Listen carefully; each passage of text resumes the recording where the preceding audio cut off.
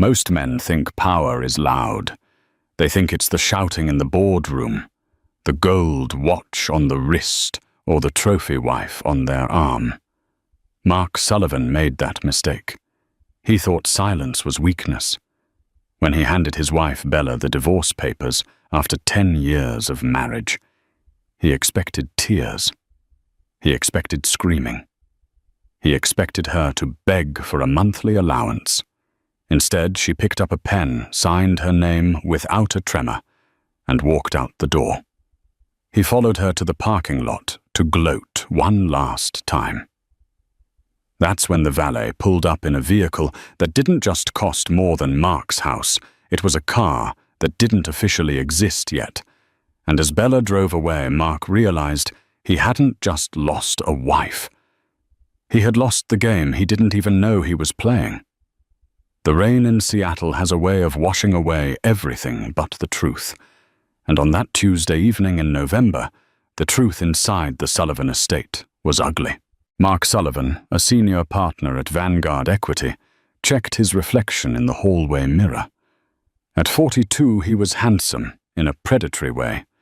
Sharp jaw, graying temples that suggested wisdom he didn't possess, and a tailored Brioni suit that cost more than most people's cars. He adjusted his tie. He was about to do something cruel, but in his mind, it was necessary. It was trimming the fat. He walked into the kitchen. The smell of roasted rosemary chicken and garlic mashed potatoes filled the air. It was domestic. It was comforting. It repulsed him. Bella was standing by the stove. She was wearing that faded grey cardigan she always wore, her brown hair pulled back in a messy bun. She was 39, but tonight, under the harsh kitchen lights, she looked older. She looked tired. To Mark, she looked like a relic of a past he had outgrown. "You're late," Bella said softly, not turning around. She was basting the chicken. "I had a meeting," Mark lied. The meeting had been with Chloe, his 24-year-old executive assistant at a wine bar downtown.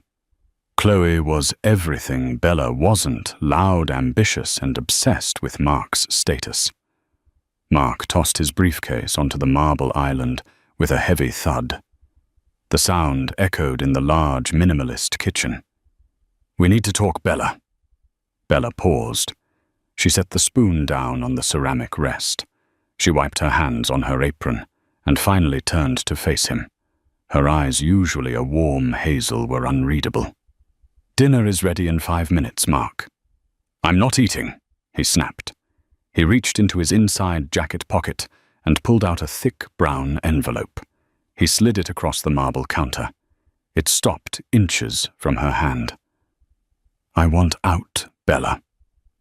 Bella looked at the envelope, then up at him. She didn't gasp. She didn't cry. She just stared at him with a terrifying calmness. "Is it Chloe?" she asked. Mark blinked. He felt a flush of heat creep up his neck. "How did you—" "It doesn't matter who it is. The point is, I'm suffocating here. Look at you, Bella. Look at this life.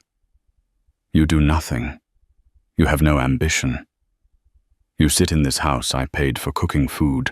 I don't want wearing clothes from a thrift store. I need someone who matches my trajectory. Someone who shines." "You want someone who shines?" Bella repeated, her voice devoid of emotion. "And I am just dull. You're invisible, Bella. When I bring colleagues over, you fade into the wallpaper. It's embarrassing. I'm closing a deal next month with Thorn Dynamics, the biggest tech merger of the decade. I need a partner who can stand next to me at the gala, not a housekeeper." Mark felt a surge of power as he said the words. He had practiced this speech in the mirror. He expected her to shatter. He expected the hysterics that would justify his cruelty. Instead, Bella reached out and touched the envelope. "I see," she said. "And the terms, generous." Mark scoffed. "More than you deserve." You get the condo in the city, the 2018 Lexus and alimony for 3 years. I keep the estate, the portfolio, and the liquid assets. It's fair. If you fight me, Bella, I have lawyers who will make sure you end up with nothing but that cardigan. Bella picked up the envelope. She weighed it in her hand. Tonight, she said. What? Pack a bag, Mark. Go stay at a hotel, or go to Chloe's, but leave tonight. I will meet you at your lawyer's office tomorrow at 10 a.m. to sign. Mark was stunned. He let out a harsh laugh. You're kicking me out of my house. It's our house until 10 a.m. tomorrow, Bella said, turning back to the stove and turning off the burner. And I prefer to spend my last night here alone. The chicken is done. Take a plate if you want. But leave. Mark stared at her back.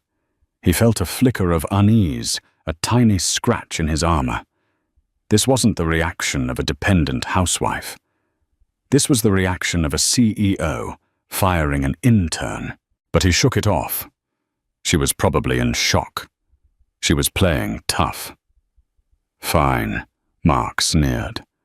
Enjoy the silence, Bella. It's all you're going to have left. He grabbed his briefcase and stormed out. He didn't see the faint, cold smile that touched Bella's lips as the front door slammed. He didn't see her pull a sleek, encrypted smartphone from the pocket of her faded cardigan, a phone that cost $15,000 and wasn't available to the public. She dialed a number. It's done, she said into the phone. Bring the car around. Tomorrow. The Hyperion. The offices of Harrison, Spector, and Ross were located on the 45th floor of the Columbia Center, overlooking the gray sprawl of Seattle. It was a place designed to intimidate. The conference table was made of black mahogany, long enough to land a plane on. Mark sat at the head of the table, flanked by his lawyer, David Ross, a man known as the Rottweiler in divorce circles. She's 5 minutes late, David muttered, checking his Rolex. Typical. She's probably trying to find a parking spot for that old Lexus, or maybe she's getting cold feet. We can crush her if she delays Mark. She'll be here, Mark said, drumming his fingers on the table. He felt good. He had spent the night at the Four Seasons with Chloe, drinking champagne and celebrating his impending freedom. Chloe had already picked out new curtains for the estate. The heavy glass doors swung open. Bella walked in. Mark did a double take.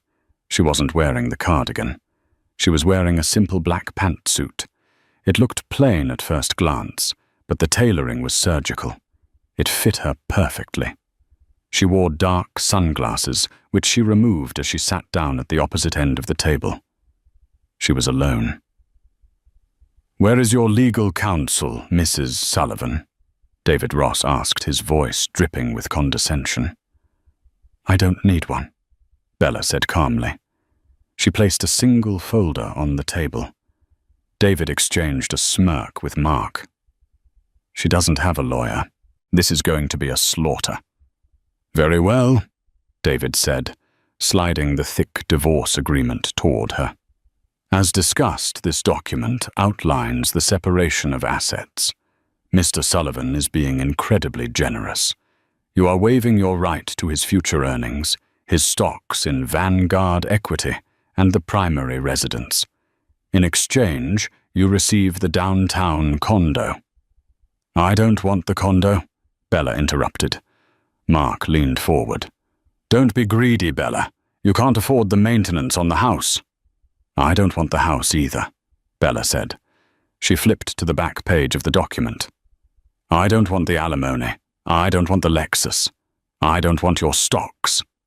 The room went silent. Mark frowned. "Then what do you want?" Bella looked him dead in the eyes. "A clean break. Effective immediately. I want my maiden name restored today, and I want you to sign a non-disclosure agreement stating you will never discuss our marriage or claim any association with me or my future business endeavors. Mark laughed out loud. It was a booming, genuine laugh. Your future business endeavors. What are you going to do? Bella sell knitted scarves on Etsy. Sure, I'll sign whatever you want. If you're stupid enough to walk away with $0, that's your problem. David Ross looked concerned. Mark, we should review this NDA. Sign it, David Hall, Mark ordered. She's letting me keep millions. Who cares about an NDA? Bella produced a pen. It wasn't a cheap plastic biro. It was a heavy silver fountain pen with a nib that looked like black titanium. She signed the papers with a fluid, aggressive flourish. Bella Vance. She pushed the papers back. Mark signed them quickly, grinning like a shark that had just found a wounded seal. Done, Mark said, capping his pen. You're free, Bella. And you're broke. I hope it was worth it. Bella stood up. She didn't look at the papers. She looked at Mark with an expression that wasn't sadness. It was pity. You always underestimated the quiet ones, Mark, she said. Goodbye. She turned and walked out. Let's go, Mark said to David, jumping up. I want to see her face when she gets into that beat-up sedan. I want to see the regret hit her. Mark and David followed Bella down the elevator and out into the VIP valet circle in front of the building. It was a busy morning. Executives were arriving in Mercedes and BMWs. Mark caught up to Bella on the sidewalk. She was standing still, pulling on a pair of black leather driving gloves. Need a ride to the bus stop? Mark jeered. Or did you call your mum? Bella ignored him. She was looking down the street. Suddenly the air shifted. A low, guttural rumble vibrated through the pavement. It wasn't the high-pitched whine of a Ferrari or the roar of a Lamborghini. It was a deep mechanical growl, like a dormant volcano waking up. Heads turned. The valet captain stopped what he was doing. People on the sidewalk stopped walking. Around the corner, a car appeared. Mark's jaw dropped. He considered himself a car guy. He read Top Gear. He knew his cars. But he had never seen anything like this. It was low, wide, and aggressive. The body was finished in a matte, midnight purple that looked black until the light hit it. The aerodynamics were insane, active winglets, a rear diffuser that looked like it belonged on a fighter jet. There was no badge on the hood, just a stylized silver V emblem. What on earth is that? David Ross whispered. Is that a concept car? The car prowled up to the curb and stopped right in front of them. The engine idled with a menacing thrum that rattled Mark's teeth. The driver's side door scissor-lifted open. A young man in a chauffeur's uniform stepped out. He didn't look like a normal valet. He looked like private security. He walked around the car, ignored Mark completely, and stopped in front of Bella.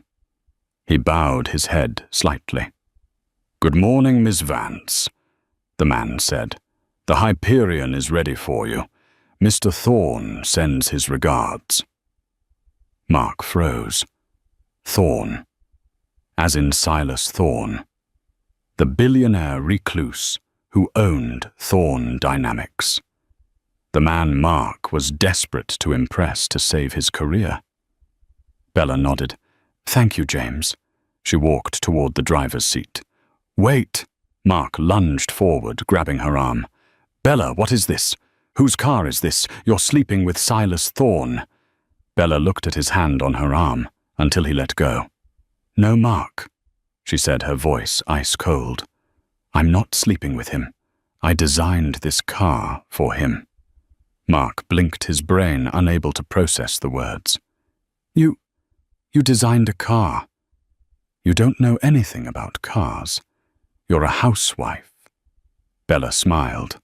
It was the first time she had truly smiled in years. It was sharp and dangerous. "You never asked about my degree, Mark. You never asked what I did before I met you. You assumed I was nobody. But in the automotive world, I'm not Bella Sullivan. I'm Evie, the ghost designer." She slid into the low bucket seat of the Hyperion. The interior was a spaceship cockpit of carbon fiber and digital displays. "This is the Vance Thorn Hyperion," she said, looking up at him through the open window. "Prototype 1, valued at $4 million, and I own the patent on the engine." She pressed a button on the console. The engine roared a sound so loud and powerful it set off the car alarm of a Porsche parked nearby. "You wanted someone who shines, Mark," Bella shouted over the engine. "Watch me burn." She dropped the clutch. The tires shrieked, smoking against the asphalt, and the car launched forward with G-force violence. In 3 seconds, she was a blur at the end of the block. Mark stood on the curb, inhaling the smell of burnt rubber and exhaust. The divorce papers were still in his hand. He looked at them then at the empty street. David Ross cleared his throat awkwardly. "Mark, if she owns the patent on that engine, and she just waived alimony, do you realize how much money you just let walk out the door?" Mark didn't answer. He felt sick. He had just thrown away a diamond because he thought it was a piece of glass. But the nightmare was only beginning. Mark drove to the Vanguard Equity headquarters in a daze. His hands gripped the steering wheel of his Mercedes S-Class, a car that 10 minutes ago represented the pinnacle of his success. Now, compared to the Hyperion Bella had driven away, and it felt like a sedated elephant. He stormed into his office, ignoring Chloe, who was sitting at her desk, applying lip gloss. "Mark, babe?" she chirped, standing up and smoothing her skirt. "Did you do it? Is the witch gone? I booked us a table at Le Cavalier to celebrate." "Shut up, Chloe," Mark snarled, slamming his office door behind him. He collapsed into his leather chair and booted up his computer. His fingers flew across the keyboard. He typed EV Automotive Design. The search results populated instantly. Mark's blood ran cold. Article: The Ghost of Geneva. Who is the mystery designer behind the new Thorn supercar? Forum: Thread: EV Patents. The Hydrogen Hybrid Revolution. Industry Report: Top 10 engineers reshaping the decade. He clicked on the first article. It was dated 3 years ago. While Ferrari and McLaren fight for the spotlight, a shadow figure known only as EV has been quietly filing patents that are making the big manufacturers sweat. Rumored to be operating out of a private facility in the Pacific Northwest, EV is the exclusive design partner for Silas Thorne's new automotive division. Their identity is the industry's best-kept secret. Mark leaned back, gasping for air. 3 years ago. 3 years ago, he had told Bella she was spending too much time in the garage, tinkering with her little drawings. He had forbidden her from talking about boring mechanical stuff at dinner parties. He remembered a night 2 years ago. Bella had come to him, eyes shining, holding a roll of blueprints. "Mark, why think I cracked the cooling issue on the intake manifold? It's huge." And what had he said? "That's nice, honey. Did you pick up my dry cleaning?" He hadn't just ignored her genius, he had actively suppressed it. She had been building an empire in the garage while he watched football in the den. His intercom buzzed. It was his boss, Arthur Sterling, the managing partner of Vanguard. "Mark, get in here. Now." Mark straightened his tie, swallowed the bile rising in his throat, and walked to the corner office. Arthur looked grim. "The Thorn deal? Arthur said without preamble. It's scheduled for Friday. It's the biggest merger in Vanguard's history. If we acquire the equity in Thorn Dynamics, our stock triples. If we lose it, we miss the fiscal projection, and the board will have my head. And yours. It's in the bag, Arthur. Mark lied, his voice trembling slightly. I'm meeting Silas Thorn on Friday to sign the letter of intent. Good, Arthur said, eyeing him suspiciously, because I heard a rumor that Thorn is bringing his silent partner to the negotiation table, the one who owns the IP rights. You better charm whoever that is, Mark. I don't care if it's a man, a woman, or a robot. You make them fall in love with you. Mark felt the room spin. The silent partner. E.V. Bella. He had to charm the woman he had just served divorce papers to. The woman he had called invisible. The woman who had just peeled out of the parking lot in a car powered by pure vengeance. He returned to his office. Chloe walked in, pouting. "Why were you mean to me?" she whined, draping herself over his desk. "I thought today was a happy day." Mark looked at Chloe. Really looked at her. She was pretty, yes, but her eyes were vacant. She had no substance. She was a garnish, and he was starving for a meal. "Get out," Mark whispered. "Excuse me." "I said, get out," Mark roared, sweeping a stack of files off his desk. "Leave me alone. I have to figure out how to save my life."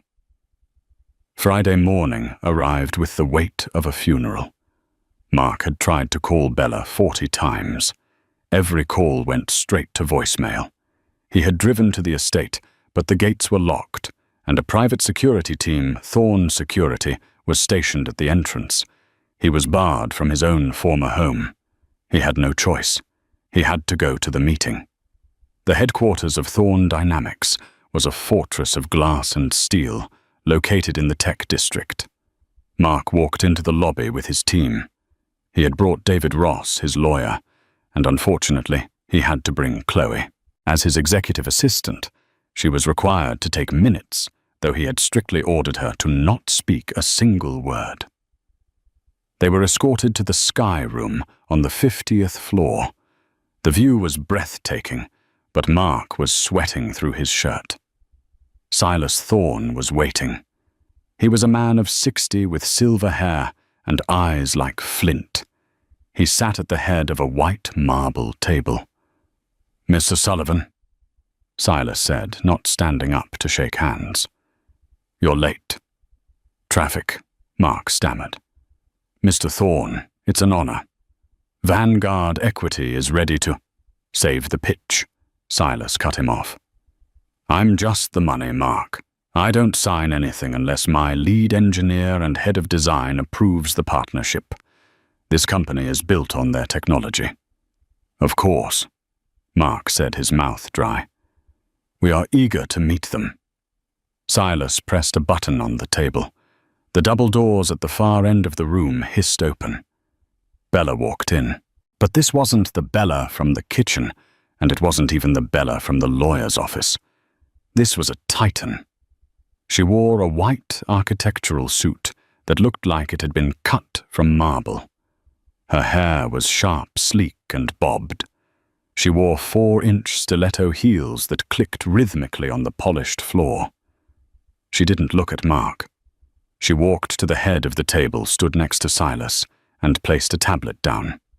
"Gentlemen," she said. Her voice commanded the room instantly. "I am Bella Vance, Chief Technical Officer of Thorn Dynamics." Mark's team gasped. David Ross dropped his pen. Chloe looked up from her phone, her mouth hanging open. "Bella," Chloe squeaked. The wife." Bella turned her head slowly. She looked at Chloe like one might look at a stain on the carpet. "Ms. Vance," Bella corrected her. "And you are the assistant who can't operate a calendar, correct?" Chloe turned beet red. Mark stood up, his legs shaking. Bella, honey, look, we need to talk. Privately. Sit down, Mr. Sullivan, Bella said. She didn't yell. She didn't have to. The authority in her voice forced Mark back into his chair. This is a business meeting. You are here to propose why Vanguard Equity deserves a 15% stake in my life's work. Well, Mark stuttered. He tried to engage his salesman mode, but his brain was short-circuiting. Vanguard offers stability. We offer capital. We have capital, Bella said, tapping the tablet. The Hyperion pre-orders sold out in 12 minutes yesterday. We generated $80 million in revenue before lunch. Why do I need you? Mark looked around the room. His colleagues were staring at him. They realized he knew her. They realized he was failing. Bella, please, Mark whispered, his voice cracking. Don't do this, not here. I know you're angry about the divorce, but... The divorce, Silas Thorne interrupted, raising an eyebrow. Is that true, Bella? Is this the man? He was, Bella said calmly. But as of Tuesday, per the agreement he drafted, we have no association. In fact, she picked up a document from the table. It was a copy of the non-disclosure agreement Mark had forced her to sign.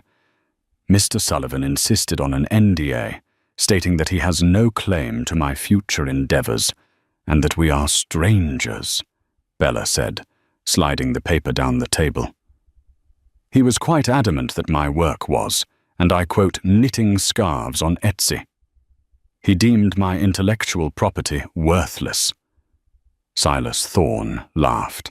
It was a dry, cruel sound. You thought the variable compression engine was knitting Mark what? Thought you did your due diligence. Mark felt the walls closing in. Bella, I didn't know you hid it from me. I worked in the garage next to your golf clubs for 5 years. Mark, she said quietly, you never opened the door. She looked at the Vanguard team. I cannot in good conscience partner with Vanguard Equity, Bella announced to the room. The decision-making demonstrated by your senior partner is catastrophic.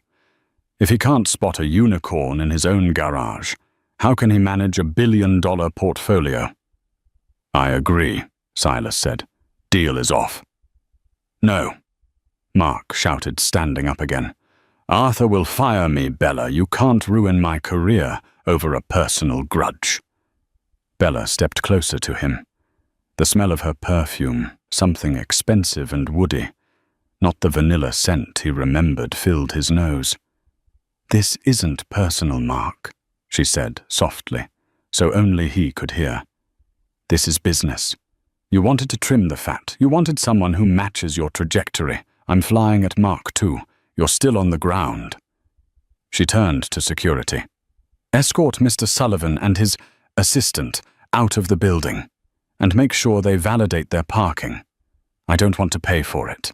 As the security guards grabbed Mark's arms, he looked back at her one last time. She wasn't looking at him. She was already pointing at a schematic on the screen, discussing torque ratios with Silas. She had already moved on. Mark was dragged into the hallway, Chloe sobbing behind him. But the humiliation wasn't over. As the elevator doors closed, Mark's phone buzzed. It was a text from his boss, Arthur. Get back to the office. Leave your badge at the desk. You're done.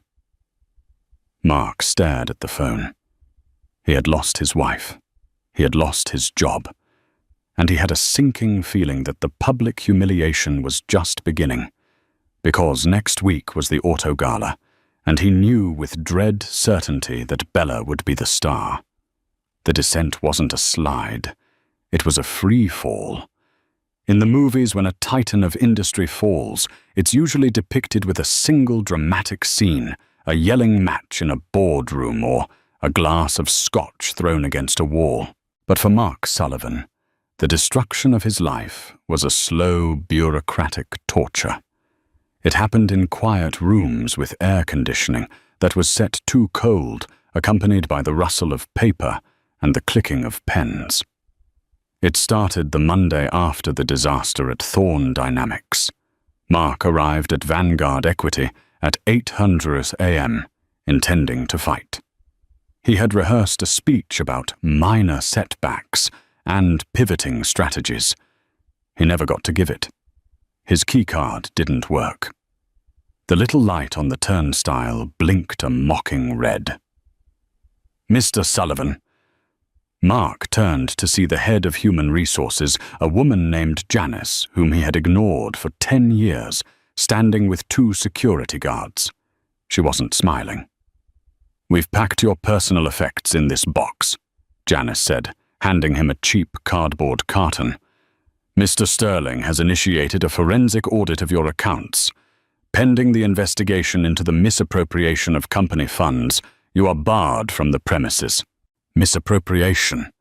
Mark laughed, though it sounded like a bark. "I'm a senior partner. I have an expense account. If I bought a few dinners—" "It's not just dinners, Mark," Janice said, her voice dropping to a whisper that cut deeper than a shout.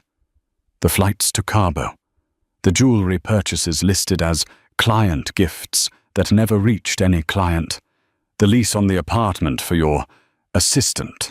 The board is calling it embezzlement. They are freezing your equity to cover the losses." Mark felt the blood drain from his extremities. The Cabo trip. He had taken Chloe there 6 months ago, telling Bella he was at a conference in Chicago. He had expensed it all under client acquisition. "You can't do this," Mark stammered. "My severance?" "There is no severance for gross misconduct," Janice said efficiently. "Please hand over your company phone and the keys to the Mercedes. We have a tow truck waiting." Mark stood on the sidewalk of the financial district, 5 minutes later, holding a box containing a stapler, a framed photo of himself and a stress ball. He watched as a tow truck hooked up his S-Class, the car that was his armor, his identity, and dragged it away into the morning traffic. He had to take a bus home. He hadn't been on a bus since college. The smell of wet raincoats and diesel fumes made him want to vomit. The silence of the Sullivan estate was different now. Before it was a peaceful silence, the kind that money buys to keep the noise of the world at bay. Now it was the silence of a tomb. For 2 weeks, Mark lived in a state of paralysis. He spent his days making frantic calls to headhunters who wouldn't return his voicemails. News traveled fast in Seattle. He was toxic. The man who blew the Thorn deal. The man who didn't know his own wife was a genius. And then there was Chloe. If Mark was the captain of the sinking ship, Chloe was the rat looking for the nearest porthole. The transformation was terrifying to watch. The bubbly, adoring assistant who hung on his every word had evaporated. In her place was a woman who was bored, angry, and increasingly cruel. One Tuesday evening, the reality finally crashed through the front door. Mark was sitting at the kitchen island, the same spot where Bella used to cook. He was staring at a stack of envelopes, red notices, the electricity bill, the water bill, the private club membership dues. "Why is it so cold in here?" Chloe complained, walking into the kitchen. She was wearing a silk robe he had bought her, but she looked at him with undisguised disgust. "I tried to turn up the thermostat, but it's locked or something." "I turned the heat down to 55, Mark muttered, not looking up. "We need to conserve. The gas bill was $400 last month." 55, Chloe shrieked. "Mark, I'm freezing. This is ridiculous. I can't live like this. I'm going to the spa. I need a facial to deal with this stress." She reached for her purse and pulled out the platinum credit card Mark had given her an authorized user card on his personal account. "Chloe, wait," Mark said, standing up. Maybe hold off on the spa today." "Why?" She narrowed her eyes. "You said you were liquidating stocks. You said we were fine." I am liquidating." Mark lied. He was trying to liquidate, but the freeze on his accounts meant he couldn't touch a cent of his portfolio. It just takes time. Transfers take time. "Whatever," she scoffed. "I'm going. I'm not sitting in this icebox." She stormed out. Mark waited. He knew what was coming. 20 minutes later, his cell phone, a prepaid burner he had bought at a convenience store, rang. It was Chloe. "It declined," she hissed. "What? The card, Mark. I'm at the counter at Geneva Spa. There are 3 people behind me. The card declined. Insufficient funds. Do you have any idea how embarrassing this is?" "It's a glitch," Mark said, rubbing his temples. Just come home." "I had to pay with my own debit card," she screamed. "My money, Mark. This is not what we agreed on." She hung up. Mark put his head in his hands. The final blow didn't come from Chloe, though.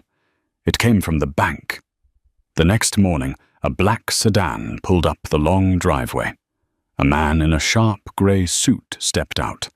It was Philip Corwin, a vice president at the bank Mark had used for 15 years. They had played golf together. Mark met him at the door, forcing a smile. "Phil, good to see you. Come in for a drink." Philip didn't smile. He didn't step inside. He stood on the porch holding a leather portfolio. "I'm not here for a drink, Mark," Philip said stiffly. "I'm here about the mortgage." "The mortgage is fine," Mark said, his smile faltering. "I'm a month late, maybe. I'll wire the funds next week." "You're 3 months late, Mark. We let it slide because of your standing at Vanguard. But since the employment termination, the risk assessment has changed." Philip opened the portfolio. "We're calling the loan," Philip said. "The house is leveraged against your Vanguard equity package. Since that equity is currently being contested in court by your former partners, the collateral is void. You have 30 days to pay the full balance of $2.4 million, or we begin foreclosure proceedings." "2.4, Mark gasped. "I paid $1 million down on this place. You refinanced 3 years ago to buy the boat and the cabin in Aspen," Philip reminded him. "You pulled the equity out. Mark, look at the numbers. You're underwater. The market has cooled. The house is worth less than the loan." Mark leaned against the doorframe for support. "Philip, I need time. Just give me 6 months. I have a plan." "I can't," Philip said, closing the folder. He looked at Mark, and for a second there was a flash of pity in his eyes. "You know, Bella always warned you against that second refinance. She called me, actually. Asked if there was a way to structure it so the primary residence was protected. You overruled her." Mark stared at him. "Bella called you." "She knew Mark," Philip said, turning to walk back to his car. "She knew you were over-leveraging. She was trying to protect you from yourself. You didn't listen then. It's too late to listen now." When Chloe came home that evening, the house was dark. Mark hadn't turned on the lights. He was sitting on the floor of the living room, surrounded by boxes. He wasn't packing. He was just looking at the things he had accumulated. The imported vases, the 85-inch television, the absurd sculptures. It was all junk. Expensive junk that he didn't own. "What is this?" Chloe asked, flipping on the switch. The light was harsh. "Why are there boxes?" "The bank is taking the house," Mark said, his voice devoid of emotion. "We have 30 days. Chloe stopped. She looked at the boxes, then at Mark. She didn't cry. She didn't scream. Her face went completely blank, like a computer screen entering sleep mode. "Okay," she said. "Okay." Mark looked up, a flicker of hope in his chest. "Babe, we can figure this out. We can get a small apartment in the city. I'll get a consulting gig. We can rebuild." Chloe walked to the closet, the massive walk-in closet Bella had designed, and pulled out her 2 largest suitcases. She threw them onto the sofa and unzipped them. "We aren't rebuilding anything, Mark," she said, her voice steady. She began grabbing armfuls of clothes, not the casual stuff, the designer pieces, the things he had bought her. "What are you doing?" Mark scrambled up. "I'm leaving," she said. "My sister has a guest room." "But I love you." Mark said the words, sounding pathetic even to his own ears. "You said you loved me." Chloe paused, holding a pair of Jimmy Choo heels. She turned to him, and her expression was chilling. It wasn't hatred, it was indifference. "I loved the life, Mark," she said honestly. "I loved the dinners. I loved the trips. I loved the way the waiters looked at us. But you're just a middle-aged man who talks too much about himself. Without the money, you're exhausting. You're a gold digger." Mark spat tears of rage, pricking his eyes. "And you're a cliché," she countered, tossing the shoes into the bag.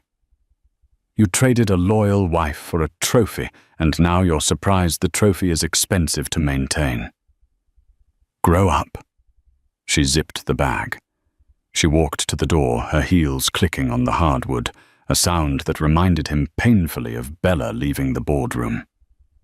"Oh," Chloe said, pausing with her hand on the doorknob. "I almost forgot. I won't be needing a ride. I have a car coming." "Who?" Mark asked. "My new employer." Chloe smiled. It was a sharp, predatory smile. "I got a job today, in marketing. Entry-level, but the benefits are amazing. We're Thorn Dynamics," she said, savoring the words. "Apparently they're looking for people who understand the psychology of the luxury failure. I told them I had a front-row seat. Bella signed off on my hiring personally." Mark felt like he had been punched in the gut. "Bella hired you.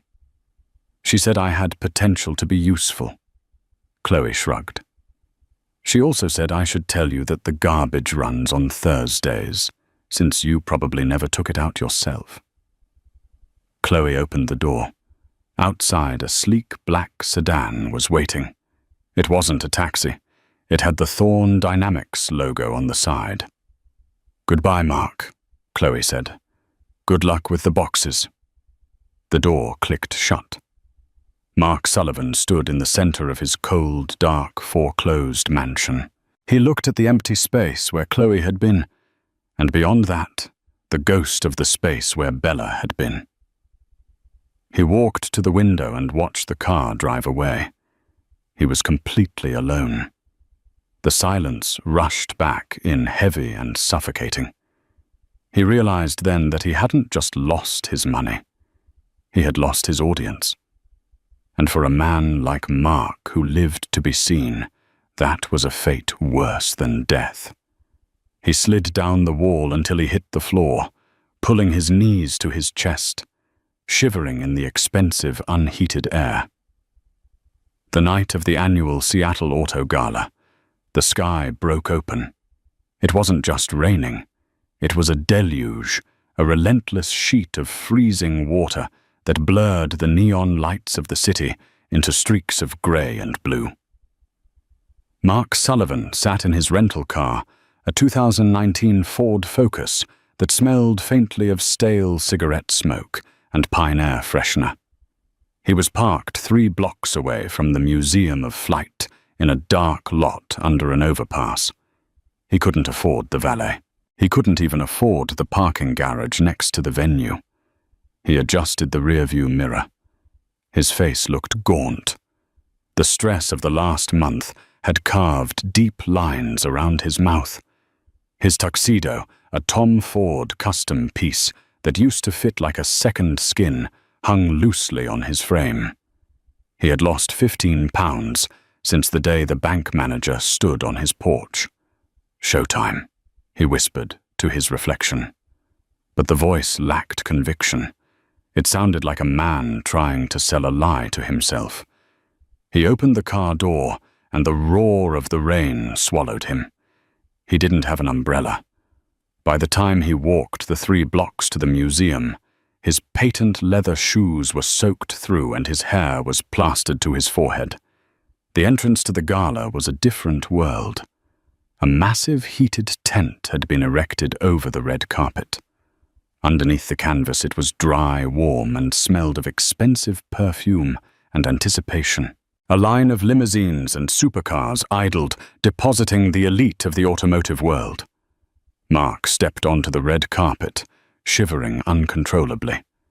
He tried to straighten his wet lapels. He tried to summon the arrogance of the senior partner at Vanguard Equity, the man who commanded rooms. But that man was gone. He approached the velvet rope.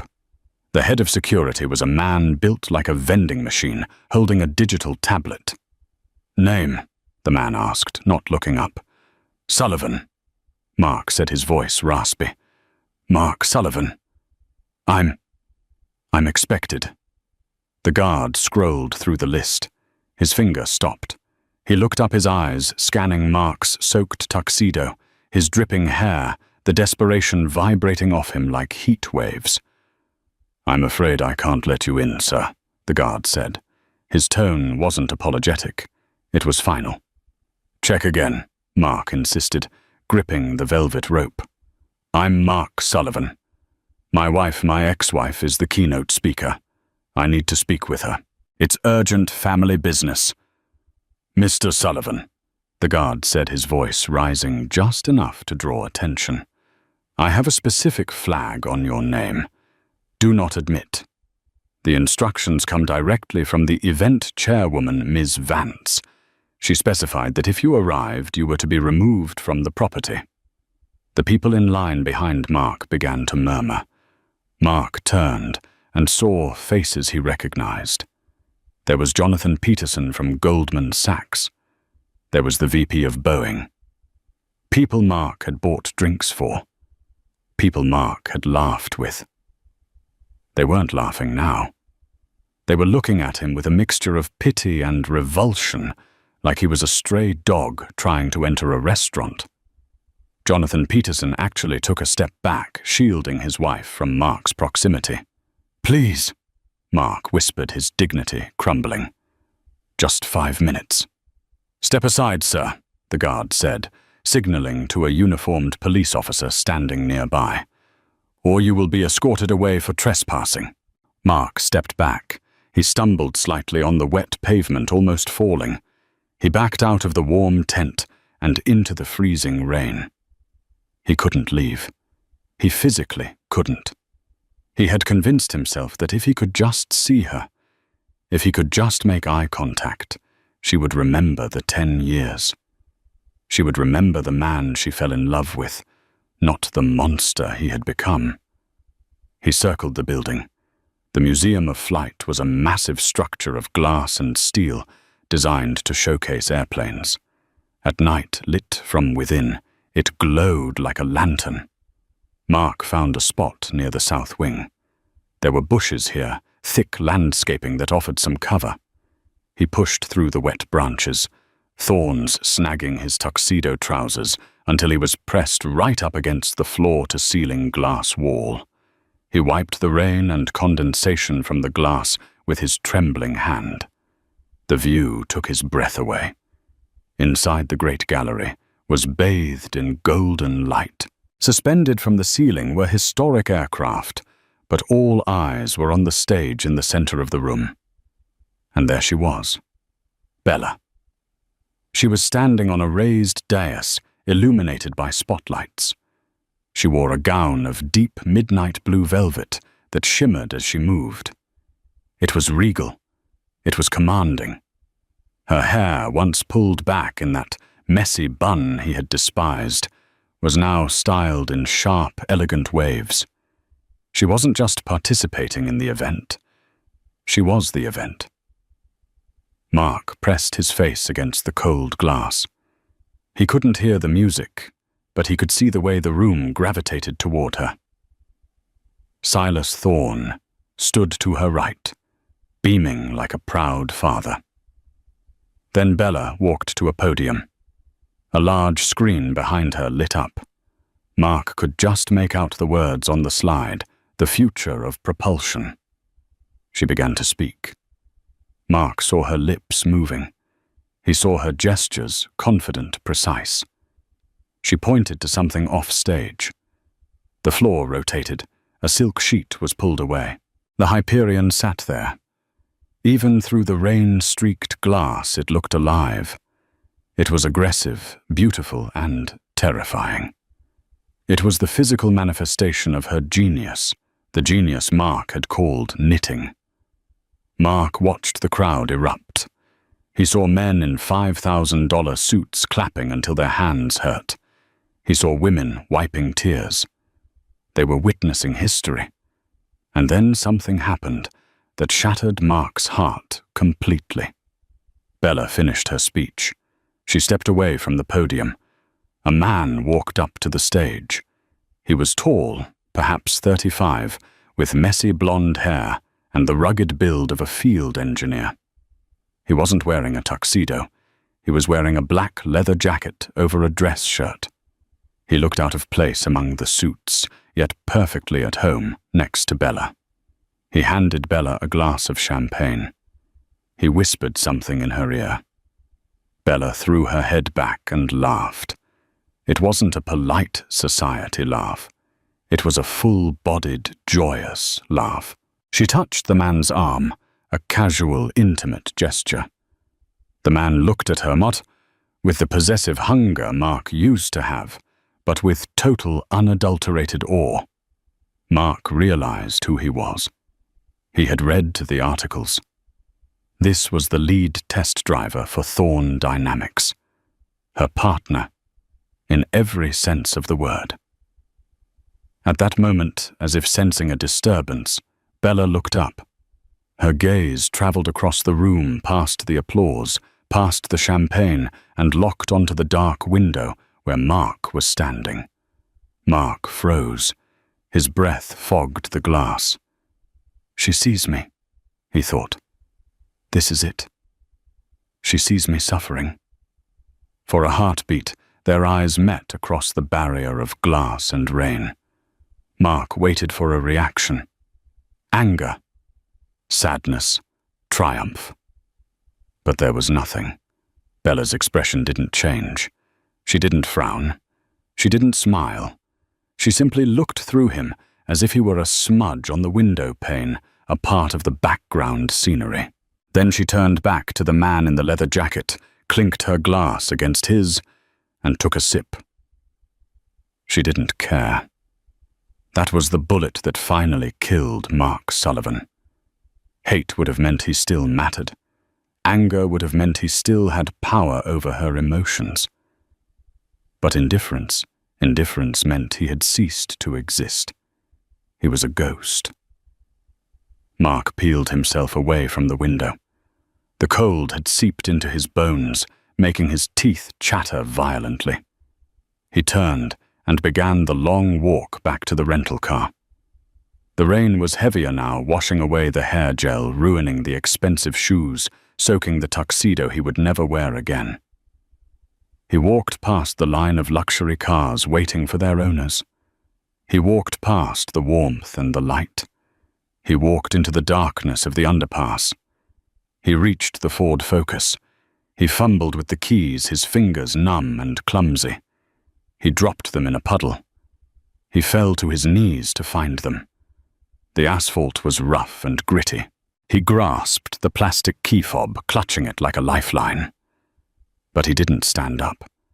He stayed there on his knees in the mud, and the oil huddled against the tire of a cheap rental car. He thought about the divorce papers. He remembered how proud he had been of his cruelty. "Sign it, Bella. I want out." He had wanted out of a cage only to realize the cage was actually a fortress, and he had locked himself out in the wilderness. "I'm sorry," he whispered to the wet pavement. "Bella, I'm sorry." The sound of the rain was the only answer. It washed over him, indifferent and cold, drowning out his apology just as the world had drowned out his name. Mark Sullivan climbed into the car, started the engine, and drove away. But he wasn't going anywhere. He had arrived at his destination, nowhere.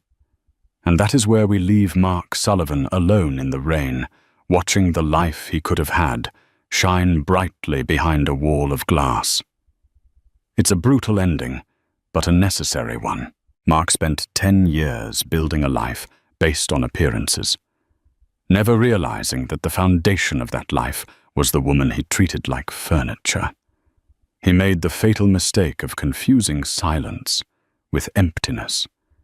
He didn't know that while he was busy admiring his own reflection, Bella was quietly building a rocket ship. By the time he handed her the pen, the countdown had already begun. This story isn't just about revenge. It's about recognition. It's about the danger of underestimating the people who hold your life together. Because when the quiet ones finally decide to speak, they don't scream. They just leave. And the silence they leave behind is louder than any shout. Now I have a question for you, and I want you to be honest. Do you think Bella's punishment of Mark was fair? Was the indifference at the window the perfect revenge, or was it too cruel? Let me know in the comments below. I love reading your debates. If this story gave you chills, please hit that like button. It helps the algorithm share this lesson with more people. And if you haven't already, subscribe and turn on notifications.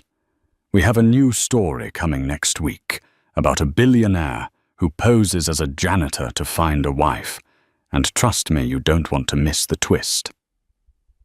Thanks for watching. Stay humble, and remember, never judge the driver by the car they drive. Judge them by the engine they built.